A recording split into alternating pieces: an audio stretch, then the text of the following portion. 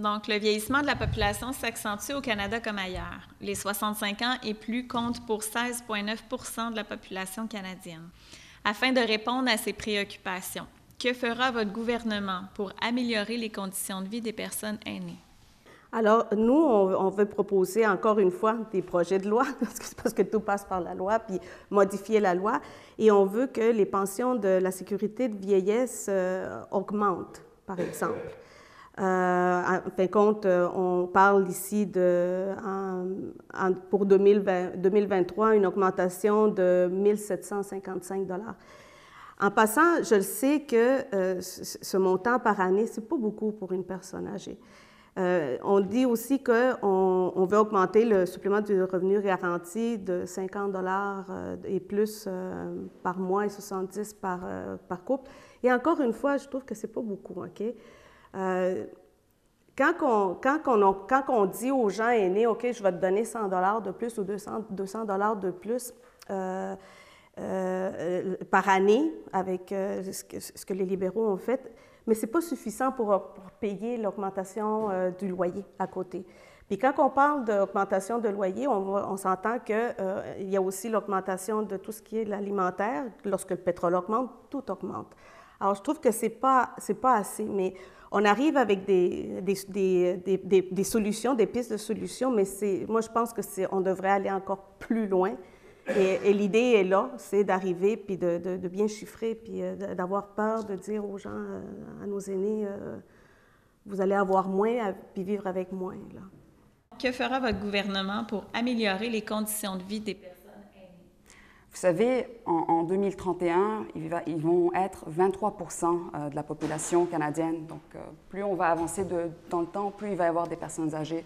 Malheureusement, on dirait que c'est les derniers à qui on pense. Dans chacun des budgets électoraux, c'est toujours les derniers à qui on pense. Le Parti vert a l'intention de vraiment leur redonner, ils doivent vivre dans la dignité. Notre but, premièrement, c'est on veut faire le taux cible qu'on veut cibler pour le remplacement de revenus. On veut que ça passe de 25 % à 50 % du revenu reçu pendant les années de travail, ce qui est un investissement à long terme. On va commencer par 1,8 milliard la première année et à la 4e année du mandat, ça passerait à 4,5 milliards de dollars d'investis pour justement augmenter le revenu de ceux-ci. On veut également, et c'est en partenariat avec les provinces, améliorer la qualité de vie de ces personnes âgées et qu'ils ne soient pas isolés en bout de ligne. Il y a également le fait, il y a aussi un énorme pourcentage, il y a des millions de personnes qui vont avoir de la démence. Il va falloir également investir là-dedans. On veut mettre 50 millions par année de mandat pour justement faire des études, etc., pour faire avancer les choses. Il y a également l'assurance médicaments universelle qu'on aimerait implémenter. Que fera votre gouvernement pour améliorer les conditions de vie des personnes aînées? La condition des personnes âgées me préoccupe parce que c'est justement dans ce domaine-là que j'ai commencé ma carrière il y a 30 ans dans le milieu communautaire. C'était toute une autre situation, là. On vivait des gens toutes seuls, carrément dans la pauvreté parce que la question des pensions, c'était même pas là. C'était des femmes qui n'étaient jamais sur le champ de carrière.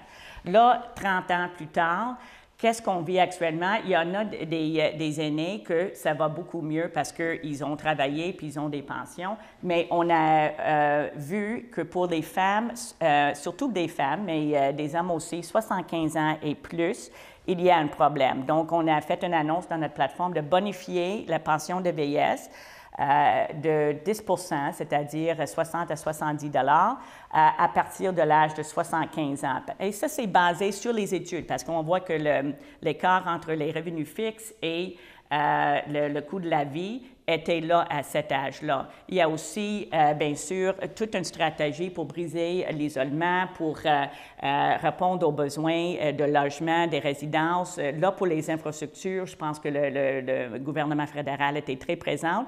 Et pour avoir des activités communautaires aussi, le projet de Nouveaux Horizons, je suis très contente là, avec le succès qu'on a eu des gens qui ont profité de ce programme.